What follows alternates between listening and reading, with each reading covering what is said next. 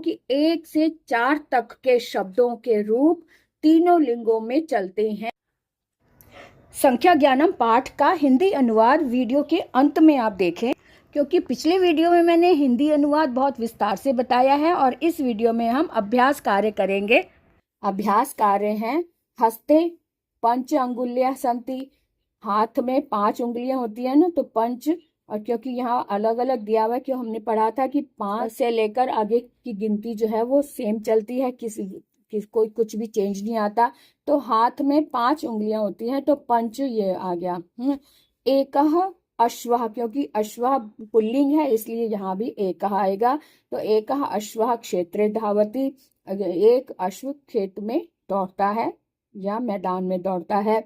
वृक्षात द्वे फले पततः, क्योंकि यहाँ पे द्विवचन आया हुआ है पततः, और फले में भी द्विवचन आया है, इसलिए हमने यहाँ पर भी द्वे लिखा, क्योंकि द्वे फले नपुंसक लिंग के द्विवचन में द्वे रूप आता है, तो इसलिए ये रूप सही है। आया है बालिकाः नृत्यन्ति, तो बालिका यानी स्त्रीलिंग है, स्त्रीलिंग नृत्य करती हैं, तो 3 शब्द आया है, तो स्त्रीलिंग के 3 में तिस्र आता है, इसलिए हमने यहाँ तिस्र बालिका नृत्यंती ये दे दिया। जनाह बहुवचन है, तो बहुवचन में लिखा हुआ है जना, लोग एक उद्यान में घूमते हैं, तो उद्याने लिखा है, सप्तमी विभक्ति है, तो सप्तमी विभक्ति के कारण एकस्मिन आ जाएगा यहाँ पर, तरह से ये आ गया ना। उसके बाद देखिए दूसरे में कहते हैं कि निम्न वाक्येषु रंजित पदानी शब्दानी कुरुत। रंजित मतलब जो लाल रंग से लिखा हुआ है, रेड कलर से जो लिखे हुए शब्द, उनको ध्यान में रखते हुए आगे देखना है। क्या देखना है कि परिवारे चत्वारि सदस्या सन्ति, तो क्योंकि यहाँ पर सदस्या ये बहुवचन है और पुल्लिंग है, इसलिए चत्वारा में भी हम पुल्लिंग का प्रयोग करेंगे, इसलिए चत्वारा आ जाएगा। उद्याने त्रयः बालिका है, तो त्रयः तो पुल्लिंग का है, तो बालिका स्त्रीलिंग है, इसलिए तिस्र आ जाएगा। उद्याने त्रय के स्थान पर तिस्र लगा देंगे। अहम एकस्य सारिकाम पश्यन्ति, तो एकस्य सारिका है, तो सारिका जो स्त्रीलिंग है इसलिए यहाँ पे एका आ जाएगा। अहम एका सारिकाम पश्यामि, देखता हूँ। आकाशे द्वौ चटके उत्पततः, तो चटके है यहाँ पर, यानी कि चिड़िया स्त्रीलिंग है, तो द्वौ के स्थान पर द्वे आ जाएगा, क्योंकि स्त्रीलिंग के द्विवचन में द्वे आता है, एक ही मात्रा आ जाती है, इसलिए हम यहाँ पे द्वे कर देंगे। तीसरे में दिया हुआ है, तीसरे प्रश्न में है उचित संख्या वाचक पदई, उचित संख्या वाचक पदई रिक्त स्थानानि पूर्यत, यानी कि उचित संख्या वाचक शब्दों से रिक्त स्थान पूरे कीजिए। वाहने, वाहन में 4 चक्राणी होते हैं, तो चक्राणी में नपुंसक लिंग दिखाई दे रहा है बहुवचन, इसलिए यहाँ भी चत्वारी हो गया।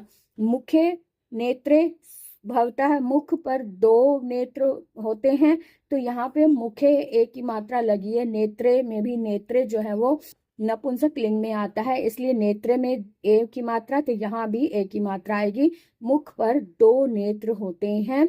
ऋतवः षट भवन्ति, और भवंती लिखा हुआ है षट का, क्योंकि 5 के बाद तो कोई चेंज आएगा नहीं, इसलिए ऋतुएं 6 होती हैं, तो षट का षट ही आ जाएगा। सप्ताहे सप्त दिनानि भवन्ति, सप्ताह में 7 दिन होते हैं, इसलिए 7 में इसमें भी कोई चेंज नहीं आएगा। दशरथस्य पत्नियां आसन, दशरथ की 3 पत्नियां थी, तो 3 को स्त्रीलिंग में तिस्र बोलते हैं, इसलिए दशरथस्य तिस्र पत्नियां आसन, तिस्र आ जाएगा यहाँ पर भी। अब आगे देखें, चौथे प्रश्न में बताया हुआ है मेल करना है, मैचिंग कॉलम है ये, तो इसको देखना है कि एका ये स्त्रीलिंग का एक वचन है, तो स्त्रीलिंग में एका, इसमें भी स्त्रीलिंग का एक वचन ही होना चाहिए। इसमें तो सब में ये लगे हुए हैं, इसका मतलब ये जिह्वा, ये तो एग्जाम्पल ही दिया हुआ है, जिह्वा के साथ एक वह हो गया। द्वे नेत्रे हो गया, द्वयोः हस्तयोः हो गया। बिल्कुल उसी रूप को मैच करके आप मिला सकते हैं। एकस्य में स्या षष्ठी विभक्ति लगी है, तो मुखस्य होगा। एकः पादः विसर्ग लगा, यहाँ भी विसर्ग हो गया। एकस्मात पंचमी विभक्ति हो गया और गृहात भी पंचमी विभक्ति है। एकस्मात के साथ गृहात हो गया। इस तरह से हमने इसके साथ इस तरह से मिला दिया। पांचवा प्रश्न है 10वां बालक यानी दशम बालक कहा कि यहाँ पे जैसे फर्स्ट सेकंड थर्ड इंग्लिश में बोलते हैं ना, तो उसी तरह से ये वाली पादानें होती हैं, इसको हम संस्कृत में देखना होता है। तो 10वां बालक यानी दशमः बालकः, 5वां आदमी पंचमः नरः, 9वां घोड़ा नवमः अश्वः, तीसरी गेंद त्रयम् कंदुकः, दूसरी पंक्ति द्वितीया पंक्ति, द्वितीया पंक्ति, चौथा वृक्ष चतुर्थ वृक्षः, 7वां पत्ता सप्तम पत्रम, पहली कन्या प्रथमा बालिका, छठा आदमी षष्ठः नरः, 8वां घर अष्टम गृहम। इस तरह से इसको हम इस तरह से लिखेंगे। तो ये सारी चीजें संस्कृत में भी सीखनी होती है। मूल्यांकन है, इसको आप खुद स्वयं इसको हल करेंगे और मुझे बताएंगे कि इसमें अगर आपको कोई प्रॉब्लम आ रही है, कोई शब्द नहीं समझ में आ रहा, तो आप कमेंट में लिखकर पूछ सकते हैं कि कौन सा प्रश्न आपको समझ नहीं आया। ये आपका अपना अभ्यास हो जाएगा। अब हम पाठ का हिंदी अनुवाद भी देख ले जल्दी से। आज हम पढ़ेंगे अष्टमः पाठः संख्या ज्ञानम, अर्थात संख्या के बारे में जानकारी प्राप्त करेंगे कि संख्या को संस्कृत में किस तरह से पढ़ा जाता है और इसके रूप कैसे चलते हैं। तो देखते हैं कैसे हमारी आज की क्लास शुरू करते हैं अरुणा कालिया के साथ। तो जिन्होंने अभी तक सब्सक्राइब नहीं किया मेरे चैनल को, तो जल्दी से सब्सक्राइब करें, लाइक करें और शेयर करना ना भूलें। जो घरों में बैठे हैं, जो बीमार हैं, जो बच्चे पढ़ नहीं पा रहे हैं, उनके लिए ये वीडियो। संख्या का प्रयोग विशेषण के रूप में होता है, अतः विशेष्य के लिंग विभक्ति और वचन के अनुसार ही संख्यावाची विशेषण शब्द का लिंग विभक्ति और वचन होता है।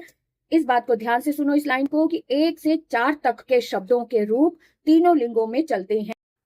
एक ये संख्या है जिसको स्त्रीलिंग में क्या कहेंगे, पुल्लिंग में क्या कहेंगे और नपुंसक लिंग में क्या कहेंगे, इस बात का हमने ध्यान देना है। ये 1 से 4 तक के शब्दों के रूप तीनों लिंगों में चलते हैं। 5 से आगे सभी संख्यावाची शब्दों के रूप तीनों लिंगों में समान रूप से चलते हैं। ठीक है, 5 के बाद की संख्या जो है वो तीनों लिंगों में समान चलती है, लेकिन 1 से 4 तक के शब्दों के रूप तीनों लिंगों में अलग अलग चलते हैं। अब हम देखेंगे कि किस तरह से अलग अलग होते हैं। अब ये पिक्चर में दिखाया गया है, पुल्लिंग है ये पहला।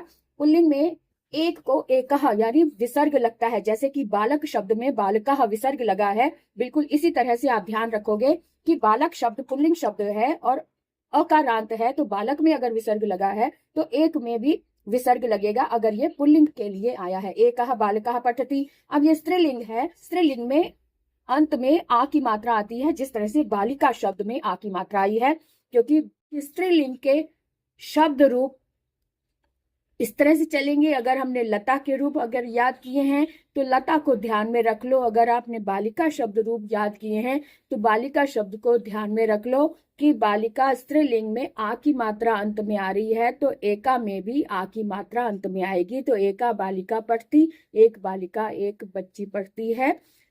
एकम फलम अस्ति। अब ये नपुंसक लिंग का रूप है, तो नपुंसक लिंग के रूपों में फलम ऐसे आता है ना, फलम फले फलानी, तो यहाँ एकम फलम, यहाँ फलम है तो यहाँ भी एकम आया। एकम फलम अस्ति, एक फल है। अब 2 के बारे में समझे कि 2 को क्या कहते हैं। बिल्कुल उसी तरह से 2 भी आएगा, जैसे कि हम बालक शब्द के रूप याद करते हैं तो बालक में एक वचन में बालकः आता है और द्विवचन में बालकौ आता है। तो ऐसे ही यहाँ पर भी द्विवचन में गजौ जैसे आया है, तो यहाँ 2 के लिए द्वौ आएगा, औ की मात्रा लगेगी। इस बात का ध्यान रखें। एकह में विसर्ग लगा है तो द्वौ में औ की मात्रा लगेगी, क्योंकि पुल्लिंग रूप जो होते हैं बालकः बालकौ बालकाः ऐसे होता है। ऐसे ही ये गज के रूप भी बालक की तरह ही चल रहे हैं, जैसे गजौ में औ की मात्रा आई है द्विवचन में, तो इसलिए 2 की संख्या के लिए भी द्वौ ही आएगा। तो द्वौ गजौ गच्छतः।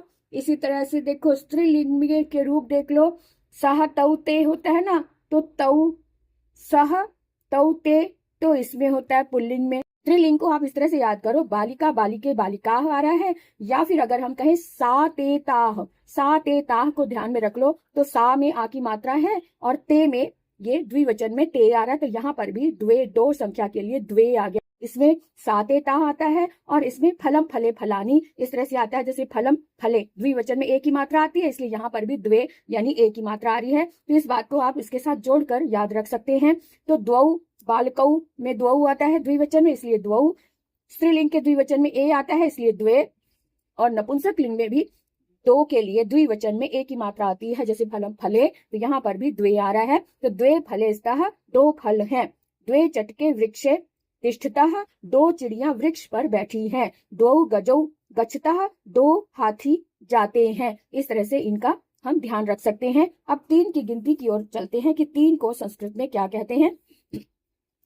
3 जैसे कि त्रयः में विसर्ग आता है, यानी कि पुल्लिंग में विसर्ग आता है, तो त्रयः विसर्ग को ध्यान में रखते हुए 3 की गिनती को इस तरह से लिखेंगे जिसमें विसर्ग आ रहा है त्रयः, है ना। त्रयः अश्वाः धावन्ति।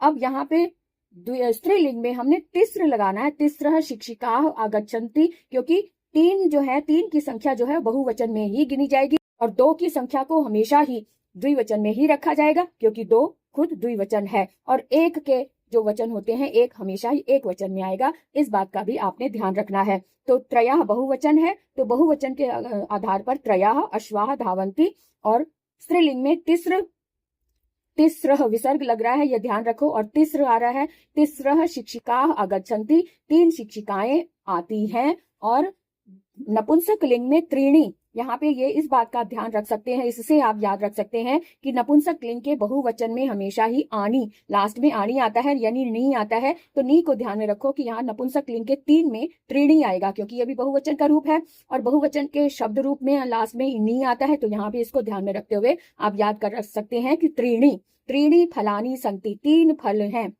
3 शिक्षिकाएं आती हैं, 3 घोड़े दौड़ते हैं। इस तरह से इनका हम ध्यान रखेंगे। अब हम आते हैं 4 की संख्या पर। एक वचन जैसे कि पुल्लिंग में विसर्ग होता है, तो चत्वारः बालकाः खेलन्ति, 4 बालक खेलते हैं। चतस्र, अब यहाँ पे चतस्र, तिस्र में भी स्र लगा था और 4 में भी स्र लग रहा है। इस बात का ध्यान रख सकते हैं कि स्त्रीलिंग में 3 को तिस्र कहा है, तो 4 को चतस्र बोल रहे हैं। चतस्रः कन्याः खेलन्ति, 4 कन्याएं खेलती हैं। और कापाटिकाया चत्वारि पुस्तकानि सन्ति। अब कापाटिकाया मतलब कि एक जो रैक है, इसको बोला गया है कापाटिकायाम चत्वारि पुस्तकानि सन्ति। ये जो रैक है इसमें 4 पुस्तकें रखी हैं। नपुंसक लिंग के 4 में भी ई की मात्रा लास्ट में आएगा और 3 में भी त्रीणि ई की मात्रा लास्ट में आएगी। अब हम देखते हैं कि तो कैसे पंच वृक्षाः सन्ति, 5 वृक्ष हैं। पंच कन्याः क्रीडन्ति, यहाँ भी 5 आया, पंच आया सेम आया ना, तो 5 कन्याएं खेलती हैं। पंच क्रीडकानि सन्ति, 5 खिलौने हैं, है ना, क्रीडकानि खिलौने हैं। तो तीनों में ही पुल्लिंग, स्त्रीलिंग और नपुंसक लिंग तीनों में ही 5 संख्या एक सी आई है, इसमें कोई अंतर नहीं है। बस ये ध्यान रखना है 4 तक की संख्या में तीनों लिंगों में अलग अलग रूप इसके याद करने होते हैं और 5 से लेकर आगे की सारी संख्याएं सेम होती हैं, तीनों लिंगों में सेम चलती हैं। अब ये तो बात होगी कि 5 के बाद की सारी संख्या सेम होती है। अब 5 तक हमने सीख लिया। अब उसके बाद अब ये पुस्तक को देखें कि इसमें क्या बताया। अयम मम विद्यालय अस्ति, यह मेरा विद्यालय है। अत्र अव्यय है, अत्र मैंने यहाँ एक मुख्य द्वार है और 2 अन्य प्रवेश द्वार हैं।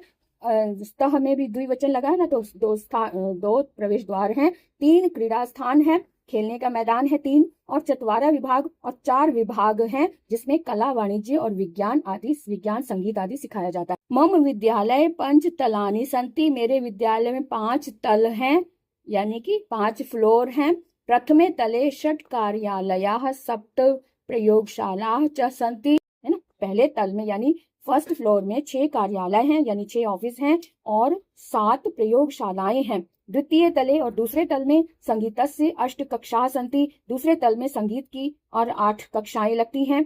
यत्र विभिन्नानि वाद्य यंत्राणि अपि सन्ति, यहाँ पर अनेक प्रकार के वाद्य यंत्र भी हैं। तृतीय चतुर्थे तले और तीसरे और चौथे तल में विभिन्न विषयाणाम कक्षाः सन्ति, तीसरे और चौथे तल में अनेक प्रकार के विषयों की कक्षाएं होती हैं। छात्राः अत्र पठन्ति, यहाँ पर छात्र पढ़ते हैं। विद्यालय, विद्यालय में नव संगीतस्य 9 संगीत की, 10 वाणिज्य की और 11 विज्ञान की और 12 कलाओं के अध्यापक हैं।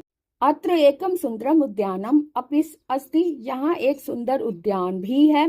13 वटवृक्षाः, 13 वट के वृक्ष, 14 आम के वृक्ष, 15 जम्मू जामुन के वृक्ष और 16 पुष्प वृक्ष। पुष्पों के वृक्ष जो हैं वो इसकी शोभा को बढ़ाते हैं। वर्धयन्ति मतलब बढ़ाते हैं। मम विद्यालय एकः चिकित्सालयः अपि सन्ति, मेरे विद्यालय में एक चिकित्सालय भी है। चिकित्सालय अर्थात जहाँ पर दवाइयाँ वगैरह दी जाती हैं, जिसे आप क्लिनिक कह सकते हैं या हॉस्पिटल कह सकते हैं। हॉस्पिटल तो नहीं होता, लेकिन छोटा सा दवा घर जिसे कहते हैं, चिकित्सालय भी है।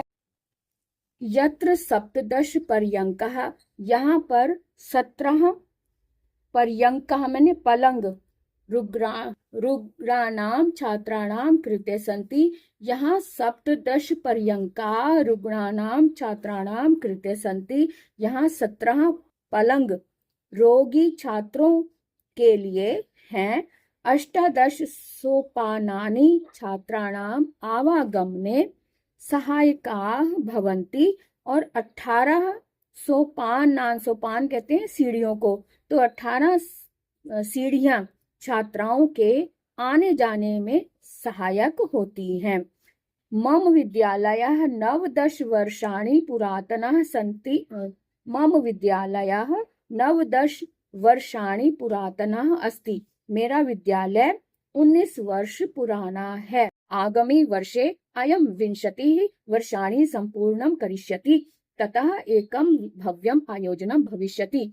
आगामी वर्ष में इसके 20 वर्ष संपूर्ण हो जाएंगे। यह आगामी वर्ष में यह 20 वर्ष पूरे कर लेगा, तब एक भव्य आयोजन होगा। ठीक है, तो इस तरह से ये पाठ हमारा पूरा हुआ जो संख्या के बारे में था। संख्या, आपको पता है संख्याओं को विशेषण में गिना जाता है, तो विशेषण के बारे में आज हमने विस्तार से देखा। क्या समझा कि 1 से 4 तक की गिनती जो है, 1 से 4 तक की गिनती जो है वो तीनों लिंगों में चलती है, और 5 के बाद से सारी संख्या, 5 से लेकर बाकी सारी संख्याएं सामान्य रूप से चलती हैं, यानी किसी भी लिंग के लिए हो लेकिन उसमें कोई बदलाव नहीं आता। तो 1 से 4 तक का आप चार्ट बनाकर इसे याद करेंगे, और कोई भी प्रश्न हो तो आप पूछ सकते हैं। अब यहाँ विशेष भी समझ लें कि विशेष में क्या बताया। एक शब्द के रूप केवल एक वचन में तीनों लिंगों में चलते हैं। द्वि शब्द के रूप केवल द्विवचन में तीनों लिंगों में चलते हैं। और त्रि और चतुर शब्दों के रूप केवल बहुवचन में तीनों लिंगों में चलते हैं। और पंच से आगे की संख्याओं के रूप तीनों लिंगों में समान चलते हैं। ये एक बात की विशेषता है, इसको आप ध्यान में रख लो। और उसके बाद शब्दकोश आया है, शब्दकोश आप पढ़ लेंगे। मुख्य द्वार, मुख्य द्वार अर्थात मेन गेट। विभागा, विभाग अर्थात डिपार्टमेंट्स। वाणिज्य, वाणिज्य अर्थात कॉमर्स। तलानी, तल अर्थात फ्लोर्स। प्रयोगशाला, प्रयोगशालाएं अर्थात लैब्स। रुग्णानाम, बीमारों का अर्थात ऑफ द 6 इज। जम्बू वृक्षा अर्थात जामुन के पेड़। Blackberry trees. वर्धयंती अर्थात बढ़ाते हैं। इंक्रीज। कृते अर्थात लिए अर्थात फॉर। आवागमने आने जाने में अर्थात टू एंड फ्रो। इस तरह से हमने इंग्लिश और हिंदी दोनों में इसके शब्दों के अर्थ समझ लिए। अब आप अपने आप इसका अध्ययन जरूर करें, और अध्ययन करते समय जो भी प्रॉब्लम आए वो आप कमेंट में लिखकर पूछ सकते हैं, आपको उत्तर जरूर मिलेगा।